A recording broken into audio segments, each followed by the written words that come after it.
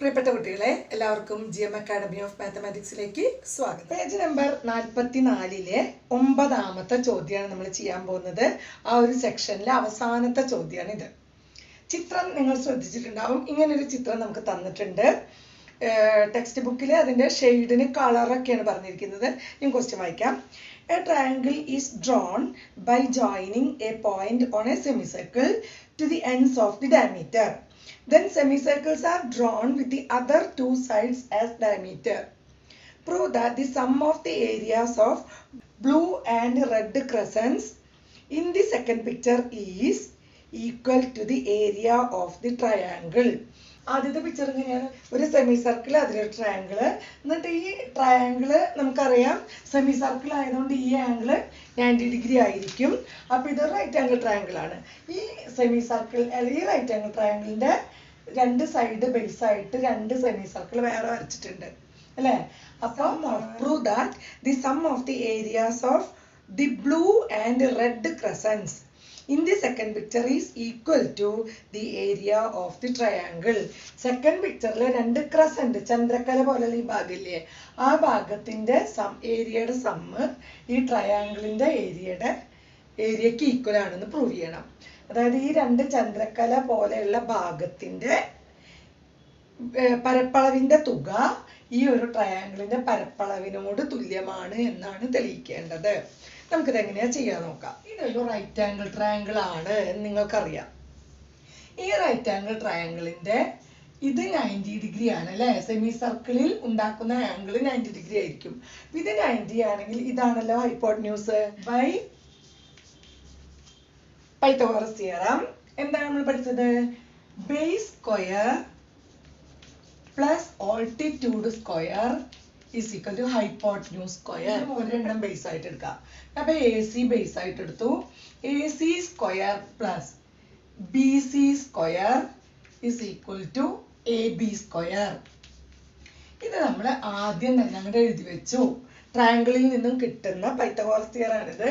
Base square plus altitude square is equal to hypotenuse square. Okay, ഇനി നമ്മൾ അതവിടെ വെക്കട്ടെ. ഇനി നമ്മൾ ഈ സർക്കിൾസിന്റെ ഏരിയ കാണാൻ പോവാം. ആദ്യം നമുക്ക് ഈ വലിയ സർക്കിളിന്റെ ഏരിയ കാണാം.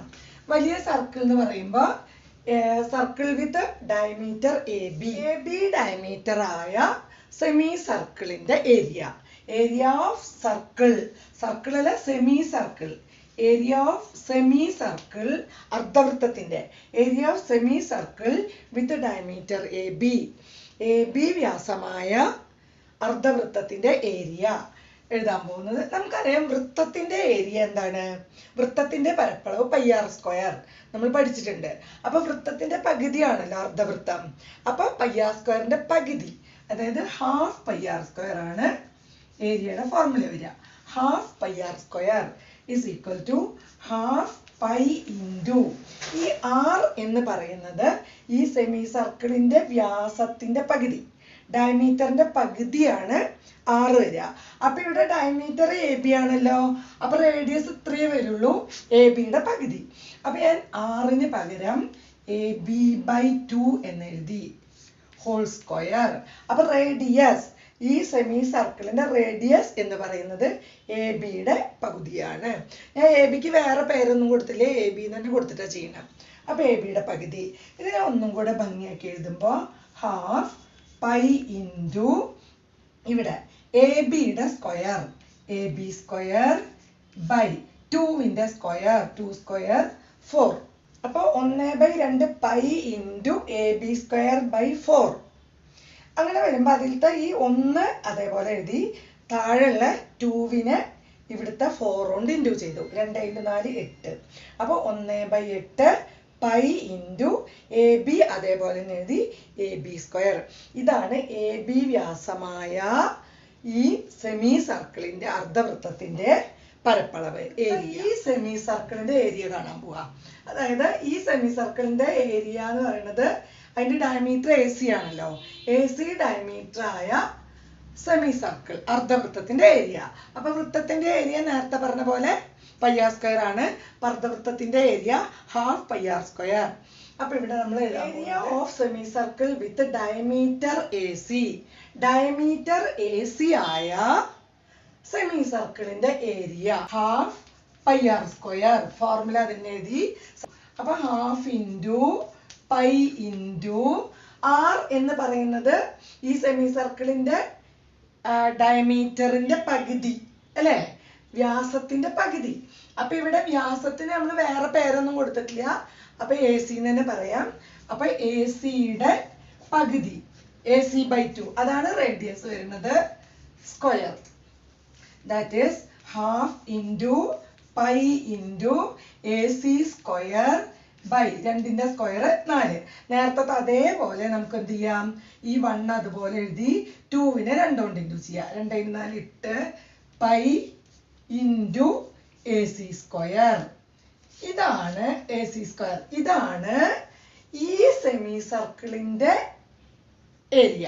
ചെയ്യാൻ പോകുന്നത് അടുത്ത സെമി സർക്കിൾ ഇതാണ് ഇപ്പുറത്തുള്ളത് അല്ലെ, അതിന്റെ ഏരിയ എഴുതാൻ പോവാ. Area of semi circle with diameter BC diameter ആയിട്ടുള്ള സെമി സർക്കിളിന്റെ ഏരിയ നമുക്ക് എളുപ്പത്തിൽ എഴുതാം. ഹാഫ് പൈ ആർ സ്ക്വയർ തന്നെയാണ് formula. Is equal to half pi into r എന്ന് പറയുന്നത് ഈ സെമി സർക്കിളിന്റെ വ്യാസത്തിന്റെ പകുതി. അപ്പൊ ഈ സെമി സർക്കിളിന്റെ വ്യാസം BC ആണ്, BC-യുടെ പകുതി അല്ലെ. അപ്പൊ BC/2 എന്ന് എഴുതിയാൽ മതി. അപ്പൊ റേഡിയസ് നമ്മൾ BC/2 എന്ന് എഴുതി. Whole square is equal to half pi into BC square by 2-ന്റെ സ്ക്വയർ 4. നേരത്തെ പോലെ തന്നെ 1 എഴുതി by 2 × 4 8 pi into BC square. ഇത്രയും എഴുതി വെച്ചു. ഇപ്പൊ നമ്മൾ 3 സെമി സർക്കിളിന്റെയും ഏരിയ കണ്ടു. ആദ്യം നമ്മൾ വലിയ സെമി സർക്കിളിന്റെ ഏരിയ കണ്ടുവെച്ചു. ഞാനത് മായ്ച്ചു സ്പേസ് ഇല്ലാത്തതുകൊണ്ട്. അപ്പൊ അതേ രണ്ടാമത്തെ സെമി സർക്കിളിന്റെ ഏരിയ ഇവിടെ കണ്ടുവെച്ചു. മൂന്നാമത്തെ സെമി സർക്കിളിന്റെ ഏരിയയും കണ്ടുവെച്ചു അല്ലെ. അത് നിങ്ങൾ നോട്ടിൽ വൃത്തിയായിട്ട് എഴുതാ, എന്നിട്ട് സ്റ്റെപ്പ് താഴെ എഴുതി പോണം, അപ്പോഴത് മനസ്സിലാവുള്ളൂ. നമ്മൾ ചെയ്യാൻ പോകുന്നത് ഈ 2 സെമി സർക്കിളിന്റെ ഏരിയയും കൂടി ഒന്ന് കൂട്ടി നോക്കാൻ പോവാ. അപ്പൊ ഈ 2 സെമി സർക്കിളും ഈ വലിയ സെമി സർക്കിളും തമ്മിൽ എന്തെങ്കിലും ബന്ധമുണ്ടോ എന്നറിയാനാണ്.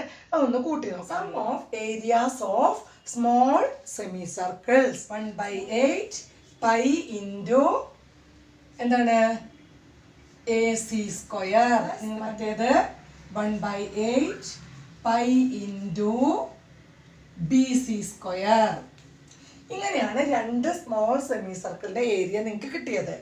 ഈക്വൽ ടു ഇതെന്ന് നമ്മൾ കോമൺ ഫാക്ടർ പുറമെടുക്കാം. ഈ 1/8 ഇവിടെയുണ്ട് ഇവിടെയുണ്ട്, പൈ ഇതിലുണ്ട് ഇതിലുണ്ട്. അപ്പൊ 1/8 പൈ പുറമെടുത്തു.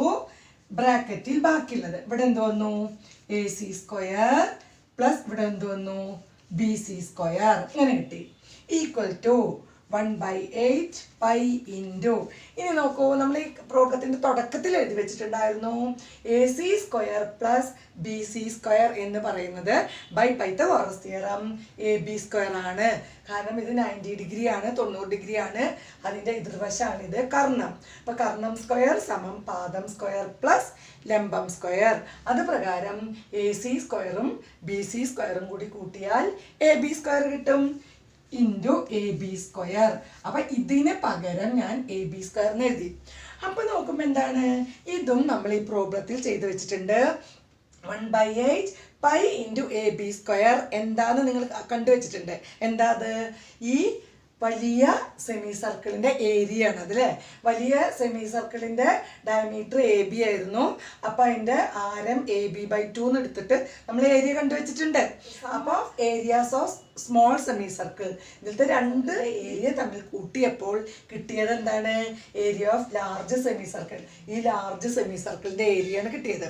അതായത് area sum of areas of semi circle with diameter AC and diameter BC is the same as area of semi circle with diameter AB. ഇതാണ് സെമി സർക്കിൾ, വലിയ സെമി സർക്കിൾ. സെമി സർക്കിളിൽ നിന്ന് ഈ shade ചെയ്ത ഭാഗം minus ചെയ്താൽ ബാക്കി എന്താ കിട്ടുക, ഈ വെള്ള ഭാഗമല്ലേ കിട്ടുക. ഓക്കെ. അപ്പൊ ഇതാണ് സെമി സർക്കിൾ. ഇതിൽ നിന്നും ഈ ഷെയ്ഡഡ് പോർഷൻ നീക്കം ചെയ്താൽ ബാക്കി കിട്ടുന്നത് ഈ ട്രയാങ്കിൾ ആയിരിക്കും. അതുപോലെ ഈ സെമി സർക്കിളിന് ഈക്വൽ ആണല്ലോ ഈ രണ്ട് സെമി സർക്കിളിന്റെ ഏരിയ അല്ലേ? അപ്പൊ ഈ വലിയ സെമി സർക്കിൾ എന്ന് പറയുന്നത് ഈ ചെറിയ സെമി സർക്കിളും ഈ സെമി സർക്കിളും കൂടി കൂട്ടിയതാണ്.